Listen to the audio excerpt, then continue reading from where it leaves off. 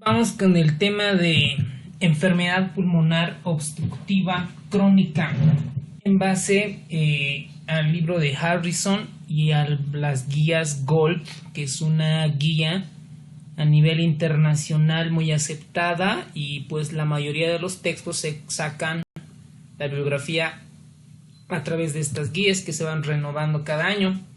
Y obviamente cae lo más importante del Harrison y actualizarle al libro de Harrison. Esta tabla nos muestra que el fumar cigarrillo, cómo disminuye la función pulmonar, ¿ok? Y la función pulmonar, ¿cómo la medimos? Con espirometría, con pletismografía y otros instrumentos médicos a la vez. Dentro de la espirometría, a mí lo que me interesa es la FEV1, la fracción de expiración al primer segundo, es decir, lo que yo voy a soplar, En los pacientes que fuman, esa función disminuye. Por ejemplo, la cantidad que yo fumo, es decir, los números de cigarrillos por año, ahí tenemos un parámetro que se llama el índice tabáquico. Ese es el nombre. Entonces, por ejemplo, para acá tenemos la FEBI, que tiene una función del 100%, cuando tiene 0 cajetillas al año. Tiene una función del 100%. Si tiene cajetillas de 0 a 20, va manteniéndose, va disminuyendo un poco. De 21 a 40 cajetillas al año ya disminuye más. De 41 a 60 cajetillas al año, como hay el desvío estándar hacia la izquierda. Y miren cómo con unas 61 cajetillas al año, cómo disminuye la FEV1. Como introducción, vamos a ver que la enfermedad pulmonar obstructiva crónica es un estado patológico que se caracteriza por la limitación de flujo de aire que no es de todo reversible. Es decir, que el aire, la persona que mete, no puede meter ese aire e introducir hacia los pulmones. El EPOC como tal incluye el enfisema, que es la destrucción de los alvéolos pulmonares, la bronquitis crónica, que ahorita lo vamos a definir a qué se denomina eso, y la enfermedad de las vías respiratorias finas.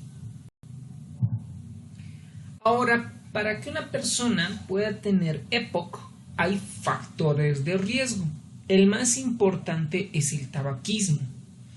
Y el factor de riesgo yo puedo medir con odds ratio o con riesgo relativo. Para el tabaco estamos entre 5 y 7, es decir, si yo fumo, tengo 7 veces más de poder tener EPOC. Además de esto interviene la reactividad de las vías respiratorias, es decir, mi vía respiratoria, qué tanto de respuesta inmunológica aminoadrenérgica tiene contra un alergeno. También hay otros factores de riesgo en las infecciones de vías respiratorias que se ha asociado que los niños que tienen muchas infecciones respiratorias en algún momento, en alguna parte a lo largo de su vida pueda tener EPOC. También se ha asociado la exposición laboral, la exposición pasiva secundaria al humo de tabaco, las consideraciones genéticas y otros factores de riesgo. Vamos al tabaquismo. El tabaquismo es un grave factor de riesgo de bronquitis crónica y enfisema, es decir, EPOC. El EPOC tiene su bronquítico crónico, su enfisema y la enfermedad de vías respiratorias finas, que son 3. ¿Cómo vamos a ver que disminuye la función pulmonar? ¿Okay?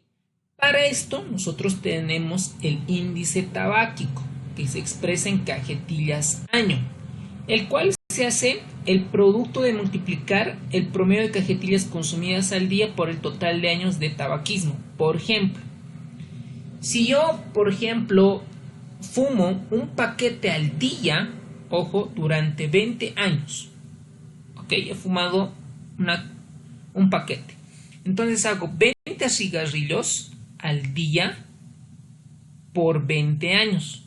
dividido entre 20 y me sale 7 paquetes año. Eso es para sacar el índice, el IT, el índice tabáquico. Ahora, acá nos muestra que estas relaciones es dosis-respuesta. Cuanto mayor fumo, mayor mi función respiratoria comienza a disminuir. Ahora, ¿para qué sirve el índice tabáquico? Hay una escala para el riesgo de cáncer de pulmón y vamos a ver cómo tal. Si tengo un índice tabáquico menos de 20, el riesgo es leve para el cáncer de pulmón. Si tengo un índice tabáquico de 21 a 40, pues mi riesgo es moderado. Y mayor a 41 puntos, el riesgo es alto. El índice tabáquico mayor a 15 puntos aumenta el riesgo de desarrollar EPOC por 7 veces. Y se recomienda que la espirometría es el consumo superior a 20 paquetes año en pacientes mayores de 40 años. Es decir, cualquier persona que tiene un índice tabáquico 20 paquetes año mayor de 40 años se debe realizar una espirometría. Ahora, el otro factor de riesgo, aparte del tabaquismo, son la reactividad de las vías respiratorias. Por ejemplo, pacientes asmáticos y personas con EPOC tienen una característica similar porque hay una hiperreactividad en las vías respiratorias porque algún agente, algún estímulo, pues hace que esa vía respiratoria comience a fibrosarse. Para esto el libro de Harrison nos muestran dos hipótesis muy importantes, donde dice que la hipótesis holandesa es que el asma, la bronquitis crónica y el enfisema son variantes de un mismo cuadro, moduladas por factores ambientales genéticos. Mientras que la hipótesis británica dice que el asma y EPOC son enfermedades diferentes. La primera se considera un fenómeno alérgico y la segunda, el EPOC, como una consecuencia de una inflamación crónica que va lesionando las vías respiratorias. Pues a mi opinión, pues pueden ser las dos, ¿no? Es decir, pueden combinarse con las dos porque hasta ahora todavía continúan las investigaciones. Para corroborar la validez de una otra hipótesis es necesario identificar factores genéticos predisponentes al asma y al EPOC. Dentro de ellos tenemos en el EPOC y en el asma lo que incluye este marcador que es el ADAM33 y de la elastasa en los macrófagos. También se han demostrado estudios longitudinales, han señalado que la hiperreactividad es una duda importante porque en los pacientes con EPOC tienen menos hiperreactividad a comparación de un asmático. Y también hay factores genéticos, sobre todo con el déficit de antitripsina alfa 1. Normalmente sabemos que el pulmón está formado por una matriz extracelular compuesta por tejido conectivo. Tenemos colágeno, la matriz extracelular, los glucosaminoglicanos, los proteoglicanos. Hay una red, ¿no? Una red, ahí más o menos, de proteoglucanos que da estabilidad a la vía respiratoria. Entonces hay unas enzimas que destruyen estos colágenos, denominada la elastasa. ¿Ok? Entonces, a esta elastasa o a otras enzimas que destruyen esto, alguien las tiene que inhibir o controlar, si vale el término. Esa enzima que controlan a esas otras enzimas que destruyen la matriz extracelular es la antitripsina alfa 1. ¿Ok? Si no existe esta alfa antitripsina 1, por lo tanto van a aumentar la cantidad de estas enzimas y va a aumentar la función de estas enzimas que van a lisar, destruir, catalizar esta matriz extracelular. Por eso se ha vinculado que estos genes que codifican a esta antitripsina están en el alelo M, S y Z.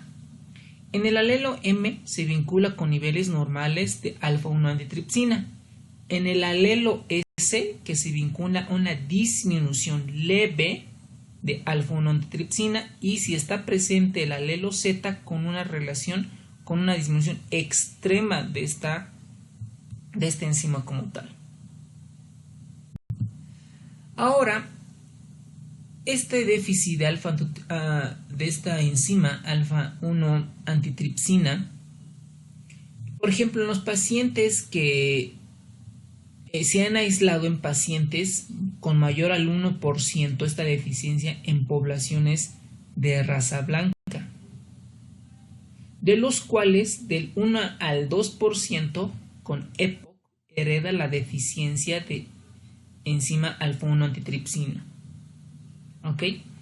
Las personas con este alelo, el PIZ, suelen presentar un EPOC de comienzo temprano. No necesariamente puede fumar esos pacientes, es decir, puede ser que un paciente tenga EPOC y nunca en su vida ha fumado.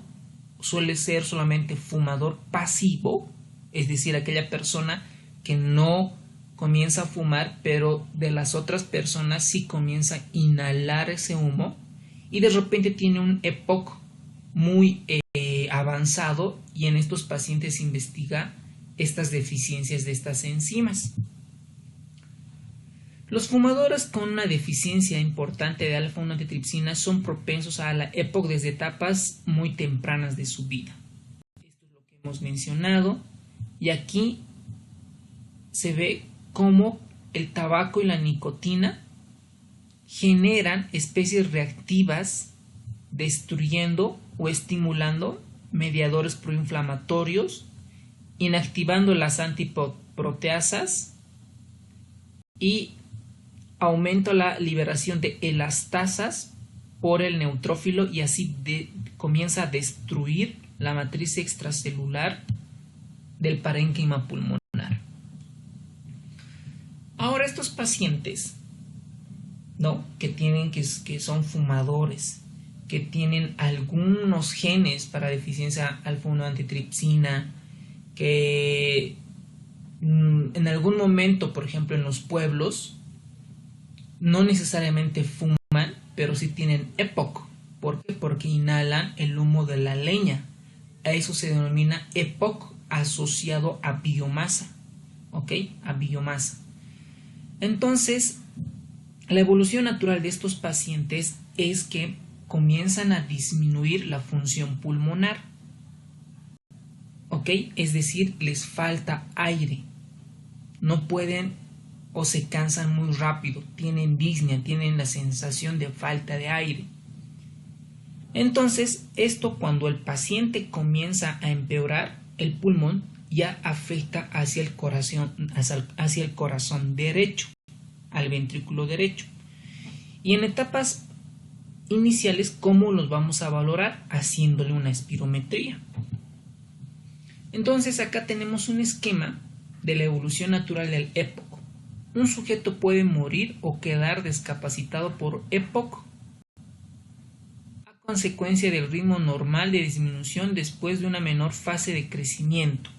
Acá tenemos, por ejemplo, acá tiene su pulmón allí y de repente comienza a disminuir, o acá comienza a disminuir la función pulmonar.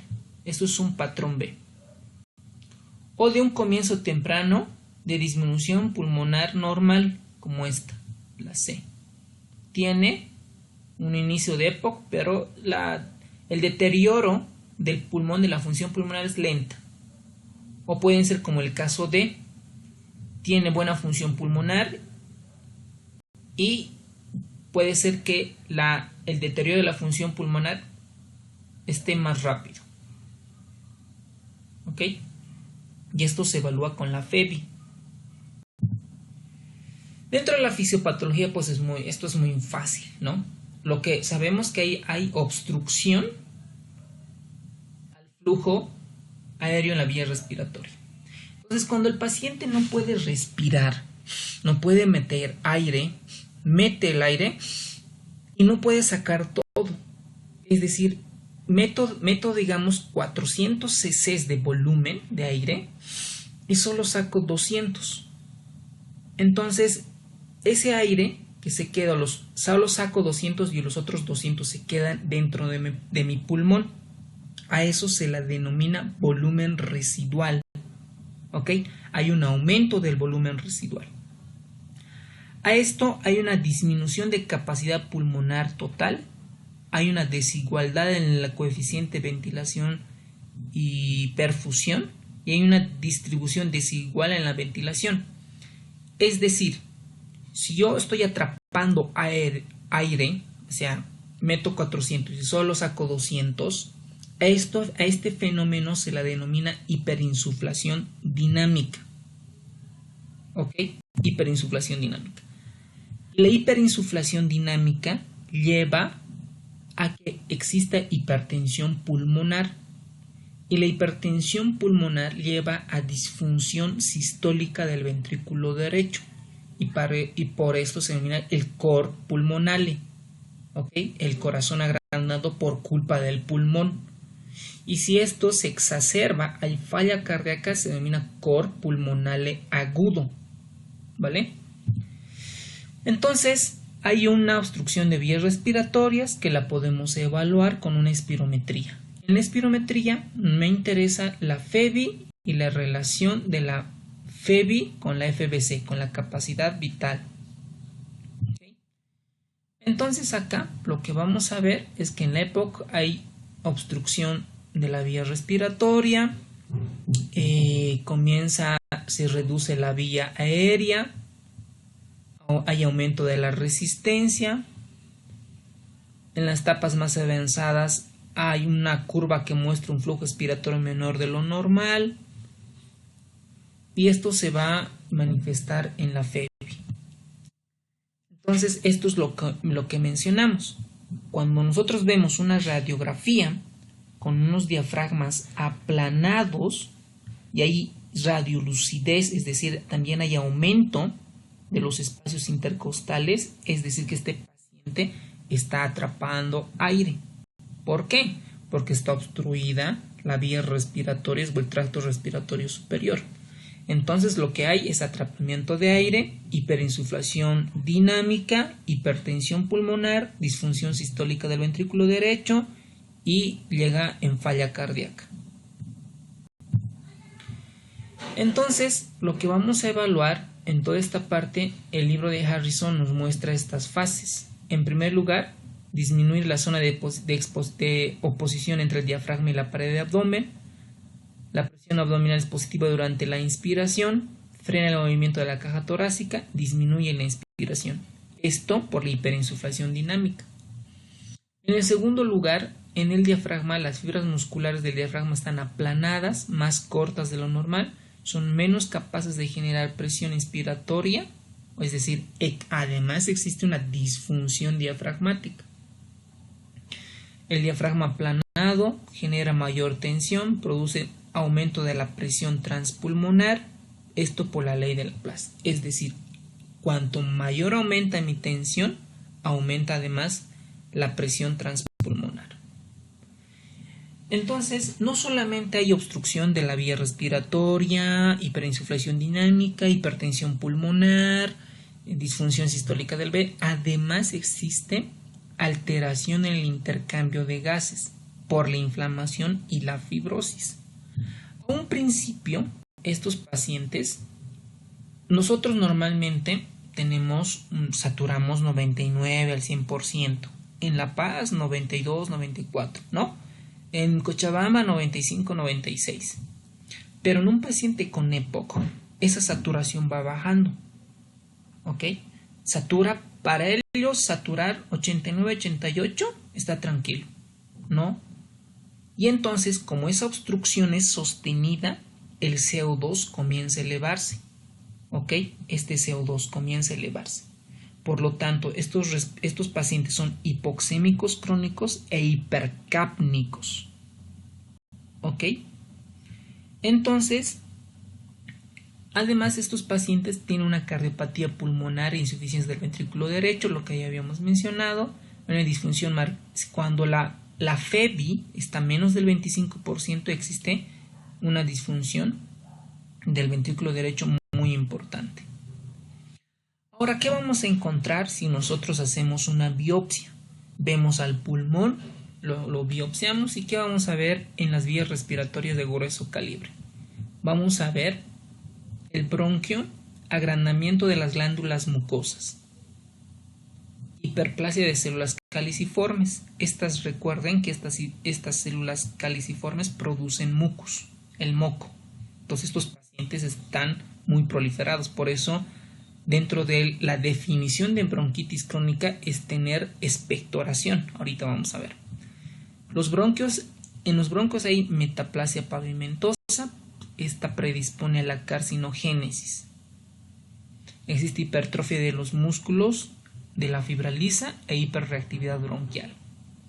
En las vías respiratorias de menor calibre, menos de 2 milímetros, en ellos existe metaplasia de células caliciformes, sustitución de células claras que secretan factor tensioactivo, infiltración de células proinflamatorias. En el parénquima como tal ya existe destrucción de los espacios de intercambio de gases, es decir, en la matriz extracelular. Acúmulo de células proinflamatorias, aumento de linfocitos TCD8 en el espacio alveolar. Y este enfisema, la destrucción de este parénquima, pues se ven en enfisemas como bolitas, ¿no? O sea, destrucción como tal. Y estas pueden ser centroacinar o panacinar.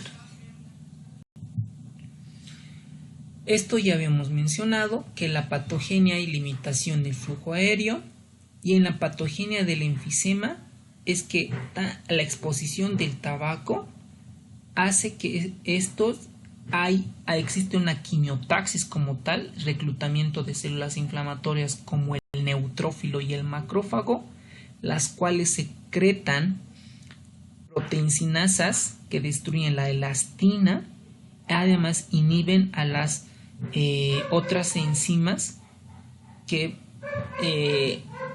regulan la producción de estas enzimas para controlar la destrucción o la construcción de este parénquima como tal. Dentro de esto tenemos unas hipótesis que nos muestra el libro de Harrison, por ejemplo la hipótesis de la elastasa, donde nos dice básicamente que hay un equilibrio entre las enzimas, que se degrada la elastina y sus inhibidores que determinan la destrucción del pulmón. Y tenemos la deficiencia genética de alfa-1 antitripsina, donde predispone a la destrucción del parénquima como tal.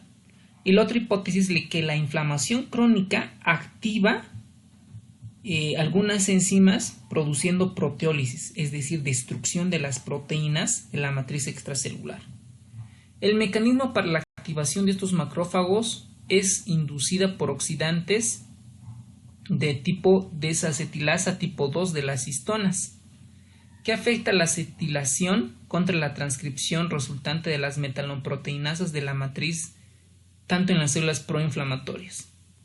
Los que conducen a un reclutamiento, es decir, el humo simplemente atrae más células proinflamatorias, liberando proteinquinasa, en realidad enzimas que destruyen el pulmón.